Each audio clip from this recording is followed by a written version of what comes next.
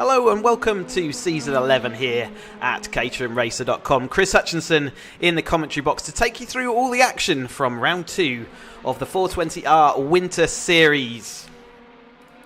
Yeah, a very warm welcome to everybody joining us on the streams and watching on YouTube. We are here at Hidden Valley Raceway, an Australian gem up in Darwin, 2.8 kilometres around this little pocket rocket of a circuit as we watch Paul off showing how this is a rear end grip limited track. But yeah, great to bring the Hidden Valley Raceway to this series. We're able to, in the virtual world, travel around the world quite nicely. Thank you very much. We were in Estoril last week, Portugal, and now this week find ourselves in Australia. And yeah, looking forward to bringing you the action of round 2 then of this this winter series. Not a championship as we've been running through the rest of the year, but instead we are running this series where everyone's looking to qualify themselves for the grand final event that's going to take place in December, on December the 13th. We had, like I said, last week we had a race at Estoril where we crowned or applied 3 qualification spots to 3 drivers. It was Paul Donkin, Anthony Cooke and Alasdair Gregg who secured their qualification spots last time out, and Alasdair's not here with us tonight. Anthony Cooke's sprained his arm, so can't be here. Paul Donkin is racing with us this evening, so whoever finishes in the top 3 of this 125-minute race that we're going to bring you just after the qualifications that they're all in the middle of right now is a 125-minute race. Top 3 will secure their qualification spots. If Paul Donkin happens to finish in the top 3, then it will go down to the 4th place driver will secure their qualification spots instead. Let's just have a quick look then of the series and how it's all going to work itself out. Like I said, last week, 8th of November, we went to Estoril. We're here this week on 15th of November, Hidden Valley. And then we're going to go over to America, Road America and Road Atlanta, where we have a final 2 sort of standard qualification events, just like the one is this evening. Before we then go to the Last Chance Saloon. That's an event taking place at Portimao. and it's only open to those drivers who haven't yet secured a qualification spot. As we watch Steve Ardell just dropping over the edge of the curb, and I think that might have been either Ryan Hooker or Dan Jude also dropping it there onto the grass as they exited out of this tricky roller coaster little track here. Paul de Mayo, and then we had final event at the 13th of December will be in the Kazan Ring. But yes, the Last Chance Saloon only open to people who haven't qualified at that particular point, and the top 6 places will secure their places in that event to the Grand Final 13th in the Kazan Ring. And so qualification, as I said, is out there. That's what we're watching through the drivers trying to manoeuvre themselves around. It's been ever so close in pre-qualification once more. Paul Donkin, you can see as though ahead of the field there with a 11.388. Paul Fernioff 4 tenths behind, but then it's absolutely close. Remember, Paul Donkin's already qualified, so count for that qualification spot. Fernioff, Skillicore and Arnell put themselves right up there, and James Fowler, who we're looking here, finds himself in 7th place. Given the nature of this little track, you can see a little map of the track there. Let me just bring that up a little bit bigger so you can see what's ahead of the drivers. Almost looks like a glove, doesn't it, lying on its back. The long pit straight where the start finishes, you can see along the bottom there, and the fingers of that little glove sort of lying backwards is outstretched. Is a kind of open, sweeping left hair. It's a hairpin almost, but it's a really, really fast and committed course. You then go into this single file bit on screen. We're watching them sort of, James Fowler negotiating around these little sort of left and right kinks before we get this sweeper of a right hander. This is going to be coming up into one of the better overtaking opportunities. The thumb of the glove, if you like, sticking up in the air there.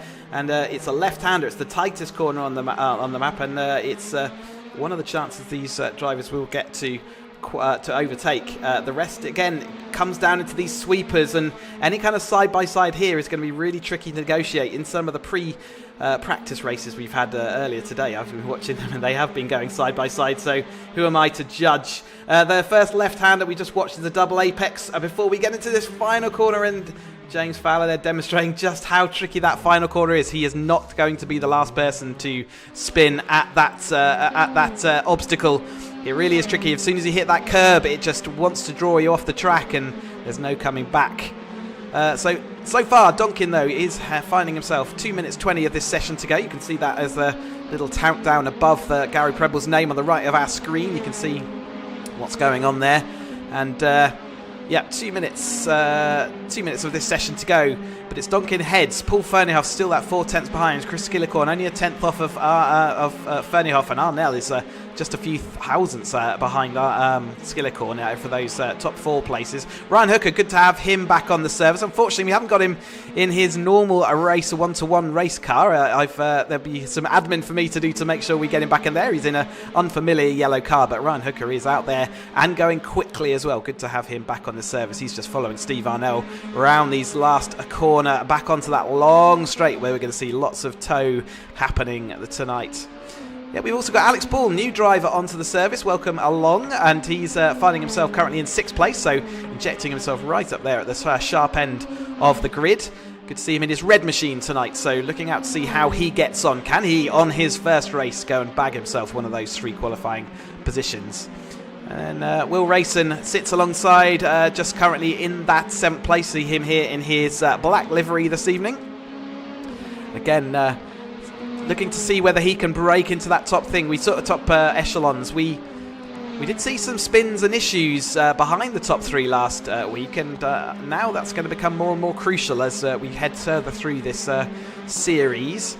And we've got further back Richard Watson. So bring him up here on our screen. He's in a white car this evening. Welcome along to Richard onto the service. I'm looking forward to seeing what he can do out here, I think, for his first event. I could be wrong, but nevertheless, it's great to see him on this A grid and doing well, finding himself in 10th place. 17 drivers here this evening. Like I say, Anthony Cooke was going to be with us, but unfortunately he can't make it now. Paul Oglesby, we saw him last time out in his lime green machine. Here he is on our screen, the Imeco sponsored machine here. As he flings it around that last corner. The last corner is so important to a lap time, but also tricky. You've got sort of approaching it, turning left all the time whilst trying to keep off that curb. Only 5 seconds of this qualifying session left. If he crosses the line, he will be able to start a new lap, but I think he's just taken that check flag. Indeed he has, so he doesn't get a chance. That was his last opportunity. And is there anyone else there looking like they're giving a good chance? Let's see whether anyone is out. So a few drivers further back down. You can see Adam Whitehouse here in his green machine, lime green tonight. He's just coming to complete his lap to see whether he can make any improvements late on in this session. There's that final corner. He's taking a tighter line there than some, so there's a bit of speed probably left there, but it's a nice safe way of negotiating that, and he didn't spin the car. He's abandoned that lap, pulls into the pit lane. You can see the pit lane entrance there. So he's not looking there. Richard Watson's out on track. So Paul Oglesby, we know, is not going to get round. So very few people. Alex Ball is maybe one of the best positioned. He's moved himself up into second place ahead of Ferniehoff right in the tail end of this qualification session. So he's finding speed exactly when he needs it. Finds himself in that second, just behind Donkin. In fact, he's realised that he's not got a better lap in the books. So he's going to abandon that as we just watch one of our drivers in the black machine. That was Will Rayson just crossing the line. So it looks like that's everybody got their laps in the bag. So let's just go into here and let's review those timings for you. So it was Donkin who came out on pole position with a 1:11.388. Then we had Alex Ball in that second place, just 0.3 behind. Paul Ferniehoff found himself in third place, followed by Chris Skillicorn, again just a tenth or so back from Paul there. Then Steve Arnell, Ryan Hooker, Will Rayson, James Fowler, Gary Preble and Richard Watson make up the top 10. And then we go through to Paul Oglesby, Matt Shepherd, Adam Whitehouse, Dan Jude, Keith Holt, John Lang finding himself quite a long way down there in 16th, and Nick Platts in 17th. Yeah, Anthony Cooke showing there, but are not unable to start with us. So, yeah, it's a bit of a sort of a mixed grid there. Certainly some, so John Lang has shown good speed in the off-season, so I'm not seeing him there up the top, so he's got a bit of work to do. But the rest of them, so Steve Arnell, Paul Ferniehoff, all there or thereabouts all the time, aren't they? But making their way up through this grid order, and it's really good to see them up there. They are normally masters of consistency, so will we see them bring that off tonight, or have I just had the commentators curse? Ryan Hooker is regularly aiming for wins in these series races that we do, in the championships that we've run previously. Sixth place isn't his normal style, so let's see what happens to him. And then Will Rayson, Fowler, Gary Preble, all there. Gary Preble, a particularly forward-thinking driver. He's very aggressive, so let's see how he gets on as we move, and you can see them all forming up onto our grid. So let me just bring that up on the screen. Lots of time here, sorry, I'm just having to do a lot of different tasks all at once, so let me bring up this grid for you. Okay, so I think we're just about there now. See that long straight there down into turn one as we look back at this grid then. The two red cars heading up then. So it's Paul Donkin with the red with the white sort of advertising over it, and that he's on the right-hand side of our screen. And then we've got Alex Ball, the newcomer to our service, on the left, but certainly not a newcomer to sim racing.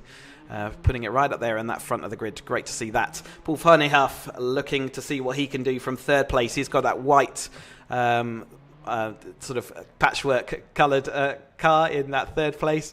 And then we've got Chris Skillicorn in the black with the red and green stripe alongside him. Steve Arnell and his sort of patchwork car, yellow-based patchwork car on the right hand, just behind Paul Ferniehoff, and then in the yellow car on the left, not his normal car, but that is a Ryan Hooker. So expect to see all of those six cars figure, and obviously further back, all of the other drivers. So it's time to get race 2 underway for the Season 11 race series, 420R race series. The lights are about to come on, and let's see how they negotiate this turn 1. The lights are out, and we get everyone underway. You can see a fairly even start there by all the drivers. One of those drivers, I think it's Keith Holt, or Dan Jude, is left a little bit straggling as he heads into turn 1. See the rest of the field then flowing through into this wide sweeping right-hander.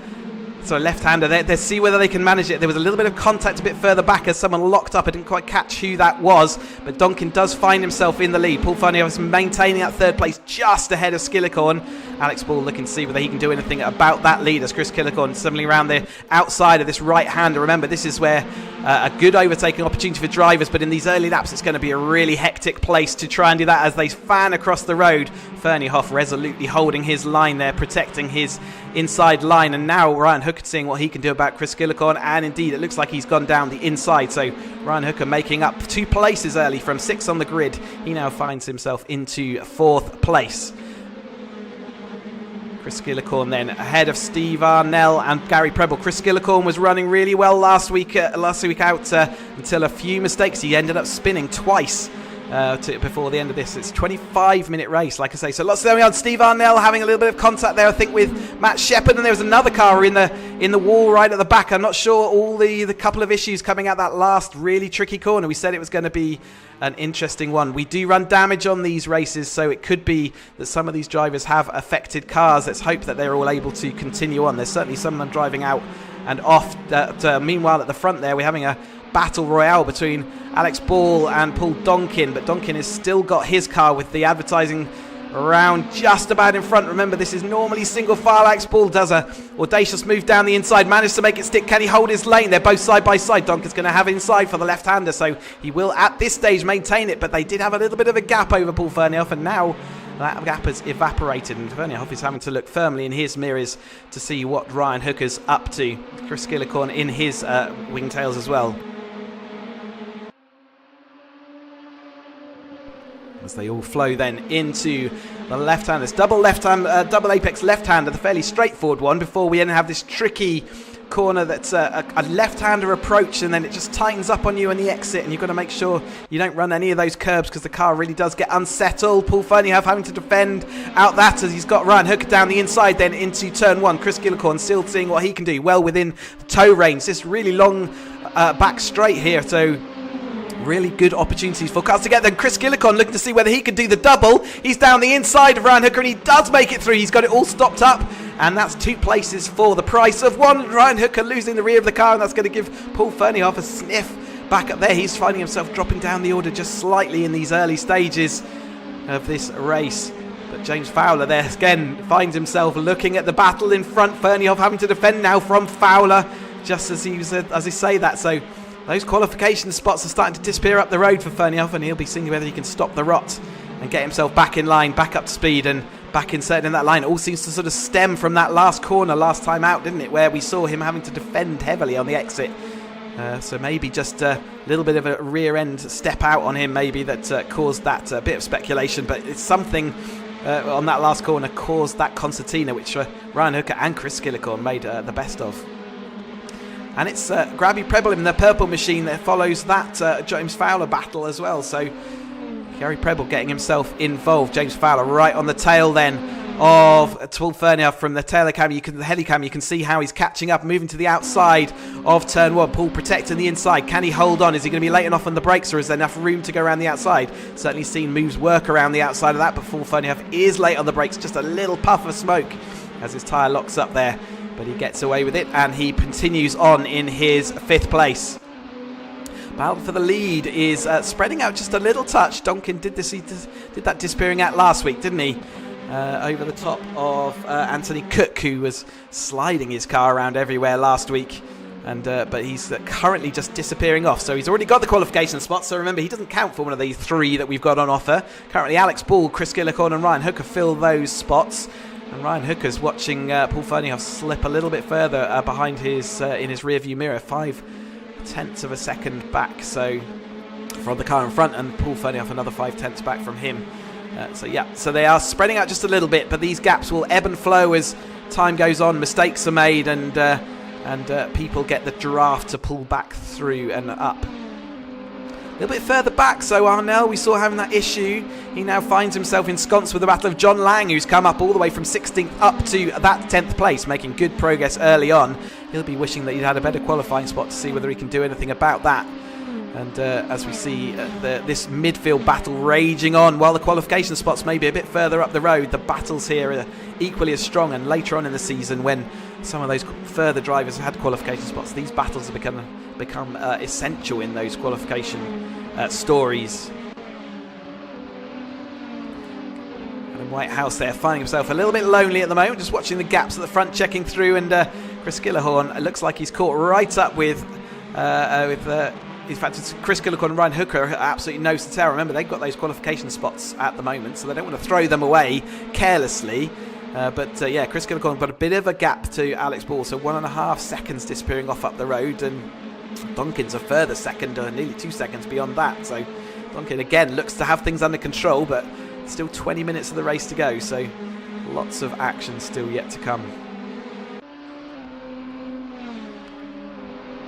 Dan Jude a bit further back there has lost a gap. We saw him having those issues again earlier on, so a shame to see that, and wonder whether his car is damaged, but he's having a ding-dong with Keith Holt at the moment in the orange machine following him along. Matt Shepherd finds himself even further back than that. It's not where we expect to see Matt, we were just talking to him earlier. He's getting prepared to head off in the real world to Barbados to go and have a race there with Caterham Motorsport. A fantastic opportunity for drivers heading over to Barbados to do a Caterham off-season race, and many of them choosing to have a nice winter holiday out there as well. So very jealous of him as he takes his virtual version of his yellow machine, which will be it's arrived at Barbados apparently on the ship, but yet to see whether it's going to get onto track. Just catching up then. So good luck for Matt on your travels, and good luck in those races.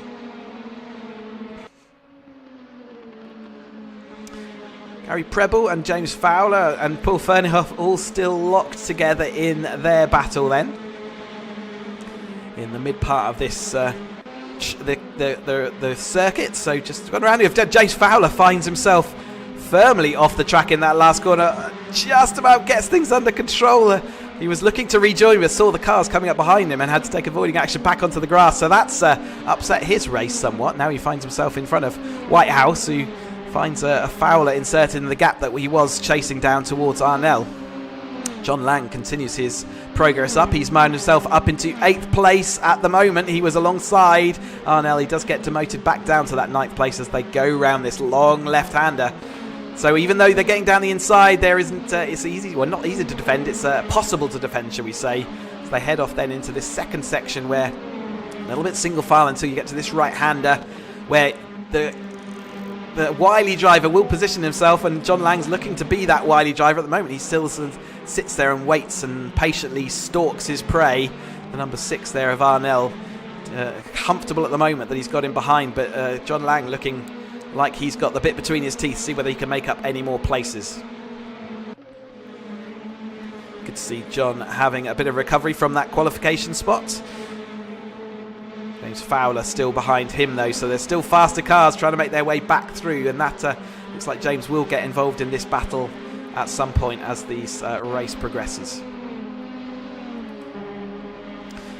Bit of relaxed time there for Paul Fernhoff, and John Lang looking like he is absolutely lined up here as we go on board with John Lang then, as he's right in the slipstream. Arnell defending to that inside, saying no way you're coming down the inside. He does manage to be late on the brakes, doesn't even lock up, keeps it all under control. Great defensive manoeuvre by Steve Arnell. John Lang had that one. He was absolutely looking to see whether he could get down the inside, but none shall pass, said Steve Arnell, and denied entry. Just in front it's Richard Watson in the white machine, doing again good job up there in that 7th place. Not a qualifying position just yet, but who knows, anything could happen to the drivers in front as we come towards the end of the race. Still 15 minutes to negotiate yet, and we did see some tiredness creeping in towards the end of the first event at Estoril last time out. We have this double apex left-hander then that leads into the tricky final corner. How is Arnell going to negotiate it this time? Nicely under control there for all the 3 drivers on our screen. And out they pop the other end with another long straight there. It's quite a quick lap this one, only 11 minute 12 around. So the laps do come pretty thick and fast. And this long straight forms a massive part of that lap, and it does give that opportunity. Arnell not needing to defend to the inside there. No last minute dive. Again, late on the brakes, in fact, locked up a little bit, drifts a little bit offline out wide.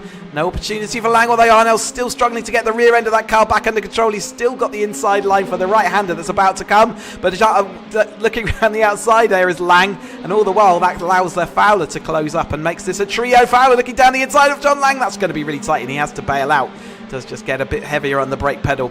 Fades out of that move. I think it would have been pretty optimistic to see whether that, certainly though, keeping opportunities open and certainly making John Lang look in his mirrors. Fowler there in that kind of silver machine, sister car to Tom Willis, who isn't with us this week, but his car looks similar to that one. But number 40, James Fowler there, having a good old ding-dong after that spin out of the final corner, cost him that time, and finding himself a little bit further back than he would want to be at this stage. Great qualifying for him, and certainly good omens for the rest of the season for him. Max Bull just setting his fastest lap of the race there in second place as we watch James Fowler looking now. The hunter becomes the hunted as Fowler now goes down the inside of John Lang into turn 1. No room given by either driver. Absolutely wheel to wheel. They head into turn 1. James Fowler is late on the brakes. No lock up there. Nicely gets that under control. He is going to make that position up then. John Lang now looking at the rear end of Fowler's car this time. Is he going to look down the inside? Nope, Fowler protects that. Sort of remembers that move for a like a go as we launching off the curves there for John Lang. Two wheels as they go side by side through this right-hander, but again Fowler just had that little bit of momentum on the inside of the track and manages to pull through, protecting that lead. Said overtaking opportunities were going to happen over multiple corners, and you can see that even when you're through and past, it's not easy to defend over the next next period.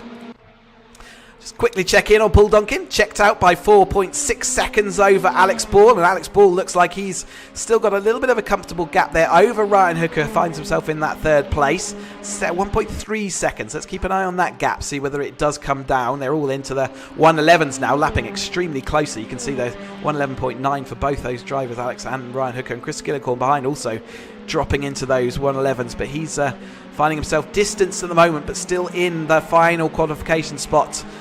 But he's going to have to look in his mirrors because Paul Ferneyhoff, after settling in a little bit and stopping the rot, as we called it earlier on, is finding himself in that 5th place. But he is 1 place away from qualification, frustratingly. He'll be wishing that Chris Gillicorn makes those mistakes that we saw last week. But at the moment, he's solid as a rock. Commentator curse forgiving. Gary Preble, though, yep, still there or thereabouts, looking to see whether anything's going to happen behind him. You can see him in that purple machine just chasing down Paul in the background of our screen there. But at the moment, it's getting later on into this race, just about 12 minutes to go. And yeah, it's spreading out just a little bit in these drivers fighting, chasing. It's not easy to make up time around this track. Like I say, it's quite a tight circuit. You are looking to see whether people are going to make mistakes.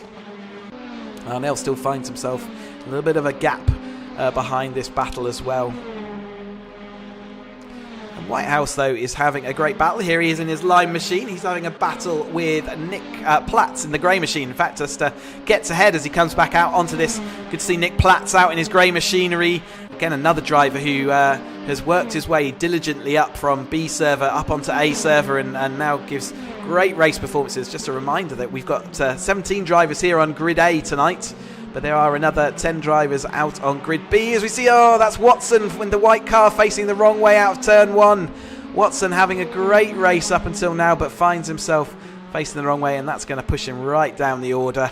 Certainly out of qualification, but he'll be looking to see who he can have a good battle with. John Lang also looks like he's had an issue and is back in the pits. You can see the cameras are focused on the pit lane there, so unfortunately that's John Lang out. Didn't see what happened, but Will Rayson and John Lang both showing DNFs now.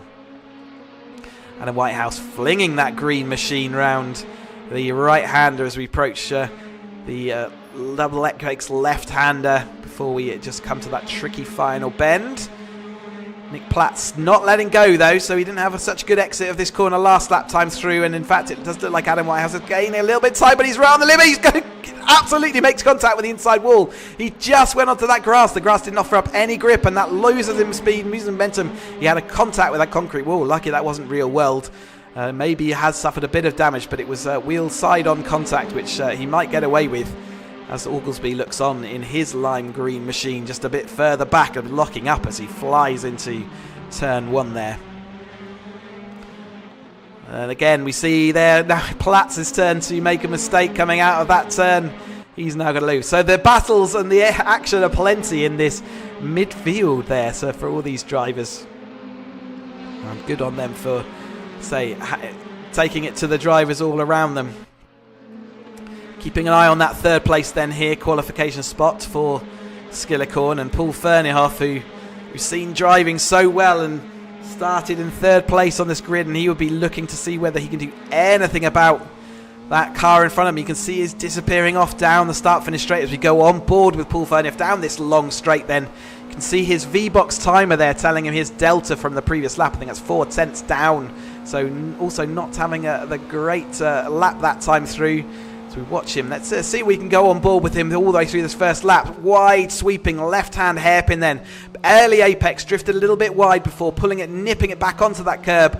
Getting back on the power as soon as you can, using that curb on the exit to try and maximise your speed as we head down to this sort of single file left-right and right-left before we get to this right-hand, 90-degree right-hand. Again, fairly late apex, nip it in, get your power down again, not trying to go too wide. Paul using every single last bit of the track there until we got the tightest corner in this track. Another late apex, get it nipped in, pull on the power and fire yourself out onto this last part of this section. Absolutely flat out there as long as you get the line right. A little sort of double apex right-hander before we get to the far end here, and a double apex left. Just on that brakes, clip that first apex, try and hook this second one a little bit wide there for Fernioff this time through. Avoid that inside curb, it really unsettles the car. Get everything stopped up, get it turned and get on that power as soon as you can, because we've got a long straight ahead of us. And unfortunately, Chris Skillahon was doing just as good a job in front of us because he is no closer to our car. But Paul will be doing everything he can in this last 8 minutes to see what he can do. But thank you, Paul, for a great onboard lap there. Really well controlled. And you can see how tight, twisty and engaging this track is until you have this long sort of relaxing back straight, unless you've got someone right in your rearview mirror, at which point it becomes less so. Oglesby is still ensconced in that battle with his fellow green car. But it is Oglesby chasing down at the moment Adam Whitehouse protecting to the inside. Another lock up there for Oglesby, really drifting it all the way to the edge of the track. He'll be hoping it gets it stopped, and he does. Just about manages to get everything under control again as they head out then into this parade. Right, left, and then the right swing. Imeco sponsoring this Oglesby car. He's getting close, isn't he? He's getting closer and closer as this corner goes on. In fact, Whitehouse having to defend to the inside there, absolutely protecting that. It's going to affect his line on the outs coming out, and Oglesby does look to see whether he can carry that momentum. He can't do anything with it at the moment, so he has to be patient and wait. At the moment, though, it is Whitehouse who heads that battle. They're looking to see whether they can get on top of Fowler, but he's 8 seconds up, so there's quite a significant gap up to him. Ryan Hooker has closed up here on Alex Ball. So whether Alex Ball's made a mistake, he's 7 seconds back from Paul Donkin, but he has become into the sort of target zone of Ryan Hooker in his yellow machine tonight. Nothing doing at the moment. That gap's going slightly back out, so I wonder whether Alex did have a little bit of a mistake there, which has brought him back into the clutches of Sunel, but he still maintains that qualification spot. Remember, this is his first time out with us at caterhamracer.com. And great to see him in that qualification spot. With Chris Skillahorn still in that final qualification spot and actually pulling a larger gap now ahead of Paul Fernioff. So Paul Fernioff doing everything he can, but not able to get closer at this stage to the 6 minutes left to go. It's coming down to the point of now or never, isn't it? So Paul Donkin still out front. I think it's only fair we do have a quick peek at how his progress. He's already down to the end of the straight before the others have even got onto it. Looking like another inspired drive from real world Caterham 420R AM champion from this year, and will be back fighting for the Pro-Am Championship next year in these 420R race machinery. Like this car is sort of a virtual interpretation of his real race car, and it's the new for this year at caterhamracer.com. So we are now running the full CSCUK spec car, so simulated slick tyres. We've got the increased revs, the stiffer suspension, and that 6-speed sequential SADEV box screaming along here with 180 horsepower under their right foot. And remember, in the real world, this is a national level championship, and the real world drivers drive for British Caterham champion, and that's what Paul Donkin's going to be seeing, whether he can take that title next year. Alex Ball there in that first qualification spot, again having to keep an eye out on his mirrors. 1.2 seconds back to Ryan Hooker. That gap hasn't really moved over the last lap or so, so it looks like he's potentially got that under control again. 202 miles, not miles per hour, that's kilometres per hour. It's certainly not doing 202 miles per hour down this straight, so a little bit of an incorrect graphic there. We'll get that sorted. But as they turn into this turn one, still say 135, 140 miles an hour this car is capable of, and most of the speed in the real world and in the virtual world is generated through the corners, and how you negotiate those. Certainly an engaging and exciting car to drive, and Steve Arnell done a fantastic job on this car, building it for us and simulating the real world car in such a good way. And Arnell will be back out in the real world fighting in his 310R machine for the Caterham graduates, I believe, next year. So good luck to Steve in his exploits in the winter, keeping his skills sharp on the simulator and all the racing here at caterhamracer.com, making sure that you don't go dull in the off-season. 3.5 minutes to go then, so probably just about 3 laps of this race to go. Remember, we only do a single race on these series, so only one chance to get those qualification spots in each evening, but we will be back next week to run that at Road America or Road Atlanta. I can't remember which one it is off the top of my head, but it's one of the roads in America, and look forward to seeing them out there. There you go, 112.8 miles an hour is about more accurate speed trap there, so it does look like that glitch has corrected itself somewhat.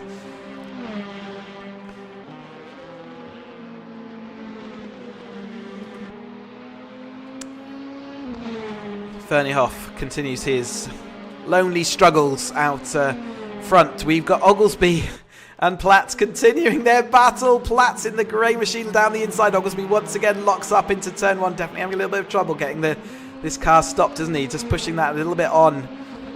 And but Oglesby finding himself losing out to Platts, who we saw onto the grass and concrete, didn't we? And Whitehouse has disappeared off up the road in his lime green machine. So Oglesby losing out a little bit tail end of this, but he's had certainly an eventful race, and I'm sure he'll have some stories to tell in the forums after.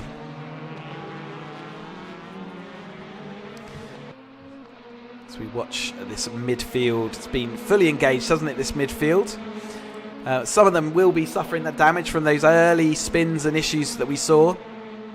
Still only the 2 DNFs though, but Matt Shepherd is well off the pace, 10 seconds behind the rear of the field there, so he's definitely had issues trying to with his car over the course of this race.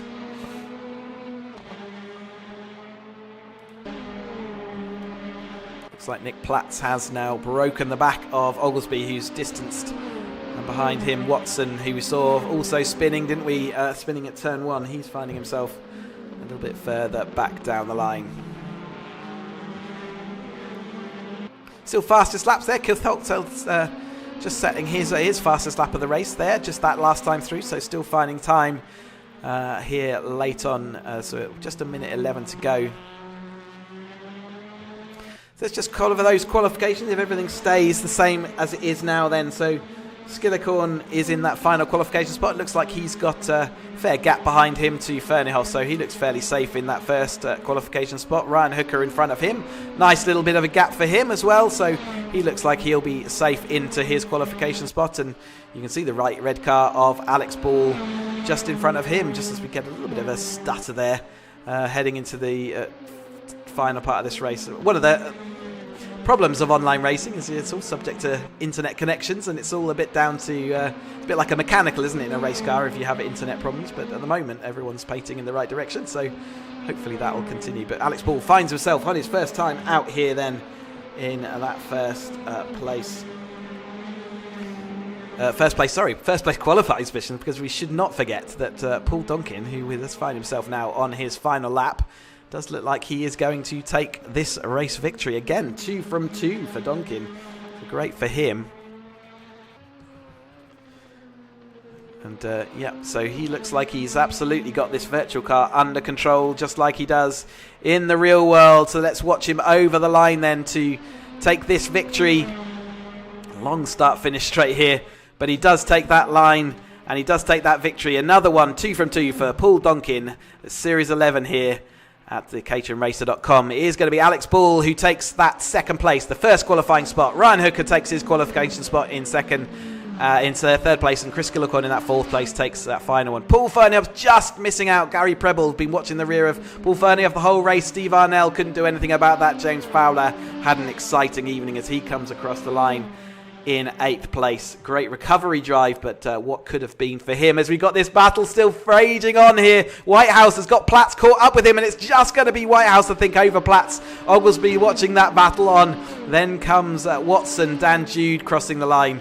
So that battle went all the way to the line. There was just hundreds between those two as we watch Keith Holt in his orange machine coming along, and then it won't be too long before we see Matt Shepherd, who's recovering a little bit back here, but unfortunately not a great evening for Matt Shepherd, but he'll be thinking about Barbados and warmer climates, no doubt.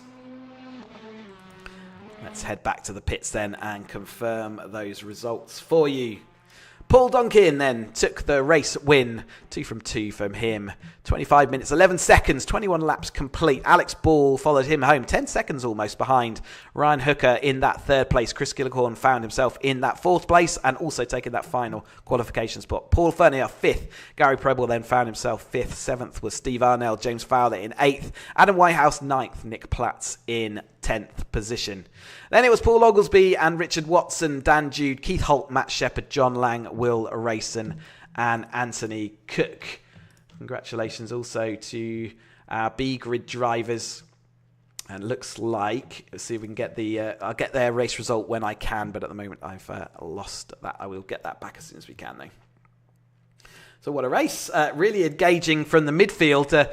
Run away with it again from Paul Donkin, but it's great to see Alex Ball along here straight away into those qualification spots, and Ryan Hooker, great to have him back on board and fast as ever on this service. You can see all those who are still around. We will go and see whether we've got anyone then in the anyone available to have a chat with us in the commentary box. I'm going to start, if I can, with Chris Gillicorn. I think he should be available to us. And just getting everything sorted. Hey, Chris, have you got me in the commentary box? Oh, is that me, Chris? Yes, it is. So. Oh, okay. I wasn't expecting this. Well, you see, you're 4th place, but you do take a qualification spot tonight because Paul Donkin's already got his. So you have qualified for the grand final. So it's just to say congratulations and say a bit of a lonely race most overall, really. Yeah, a bit of excitement in the first couple of laps maybe, but yeah, pretty dull after that, I'm afraid. Apologies to any of the viewers. Oh, we were watching the midfield. It's much more excited. Yeah, I'm sure it was. Yeah, I just had the fear. I was last week I had quite a good pace, but I chucked it off about 3 times without any good reason. So this week I thought I'll just hold back a bit and try and keep it on the tarmac, which I did. But I mean, that turn 1 was a buttock clencher every single time. Yeah, and the last corner as well, we saw people having troubles with that. But yeah, congratulations, like you say, kept it all pointing in a straight line, so that's great news. And qualification spots secured. Lovely, thanks very much. We'll see you next time. Cheers, Chris. Bye. All right, let's get Alex Ball in. I can't see Ryan Hooker on anymore. So, Alex, have you got me in the commentary box? Yeah, how you doing? Hey, nice to see you up here in the commentary box on your first outing. Welcome to the service, and there you go, gifted a qualification. I say gifted. You did very well. No, I just chased Steve Arnell around, and he towed me to a nice qualifying position. There you go. So you got your qualifying position, and then sort of couldn't do much about Paul Donkin. He seems to have got this car absolutely nailed on, doesn't he? He's disappeared up the line, but still a lonely but successful race. Yeah, I had quite a lot of pressure from Ryan behind, but yeah, Paul's pace is unreal, absolutely unreal. It's brilliant. So we saw Ryan catching you up in the middle pack. We weren't sure whether you'd made a mistake because we were watching the midfield battle, which was actually quite exciting at the time. So we weren't sure whether you made a mistake or whether it was just the relentless pressure from Ryan. It was pressure causing a couple of little mistakes. Nothing huge, but just a little dip a wheel in the grass here, that sort of thing, you know. Okay. Yeah, well, it was, good to see you held on. Good to see you. Welcome to the service. And we look forward to seeing you in the next one. Thanks very much. Speak to you soon. Hey, Paul, have you got us in the commentary box? Hi, Chris, you all right? Yeah, so Paul, this is 2 from 2. It's kind of, again, your unreal pace around this Hidden Valley Raceway. Yeah, to make a little circuit, isn't it? I didn't realise it was a real world circuit as well. I should have known better, but I think it's part of the V8 supercars thing, so it's really good. Unbelievably, they race V8 supercars around here. It is amazing to watch if you haven't seen it. Such a pocket rocket of a little track, but it sort of packs quite a lot in. Even though it's got a massively long straight, it still seems to pack corner after corner. Yeah, I mean, obviously the straight, you've got time to think about turn one, which is probably the trickiest turn on the course. But after that, it's kind of a little roller coaster. Really good circuit, enjoyable. Great stuff. And you've already got your qualification spot, so it didn't really count for much, but hopefully it was enjoyable pulling to a 10-second lead. Yeah, it was. I mean, it's nice to get that spot for the final, but obviously I still want to try and do as well as I can on each weekend. Well, not weekend, each week, if you like. But Alex was really quick at the start, had a lot of pressure, so I had to really knuckle down to try and pull away. Yeah, indeed. Yeah, it's a new addition to our service, so he's going to be a peculiar nuisance, I think, for you fast guys at some point in the future. Yeah, that's all good, though. Obviously, Ryan was there as well. I think we're missing the likes of David and Christian, but hopefully they may come back at some point. And we'll see who joins the party. Oh, I'm looking forward to see if they do. Yes, it will. It's good stuff. And we look forward to seeing your progress and more of the same, please. Brilliant. Thanks again, Chris. We'll see you next week. All right. See you next week. Bye-bye. Cheers. Alrighty, so that is race 2 then, Hidden Valley complete. Next we are heading over to Road America then. There you go. It's Road America followed by Road Atlanta, and they'll be qualification events just like tonight. So 125-minute race with 3 spots up for grabs for that grand final. You can see that grand final on the 13th of December, and that final last chance saloon race, round number 5 at Portimao, on the 6th of December, only open to drivers who haven't yet qualified at that point of the season, and there'll be 6 final places to the grand final up for grabs.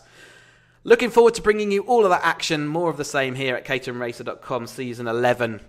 And if you can join us, we'd be most grateful. It's been great to bring you this round, and we look forward to seeing you again next week.